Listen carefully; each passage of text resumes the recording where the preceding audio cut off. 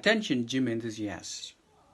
After months of kitchen and Zoom workouts, there is some light at the end. The gyms will be opening their doors on the 25th of July. Your mind may be willing, but your muscles probably are not quite as ready yet.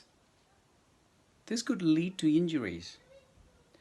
At Relive Physiotherapy Clinic, we suggest 5 simple steps to prevent injuries and enjoy your gym activities. Number 1. Always start with a short session. Please do not dive back to the level where you left off. Number 2. Take more time to stretch. Warm up and cool down will be more important. Stretching has never been more important. Number 3. Take more caution on choosing exercises such as high intensity exercises initially.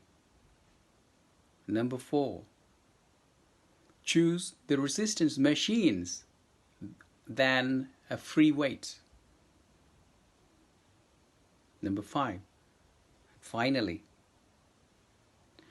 expect new regulations and new guidelines at the gym, such as shorter exercise classes, reduced timetable to keep the premises safe and clean. We have come a long way. Let's stay safe and healthy. Have a great day. Thank you.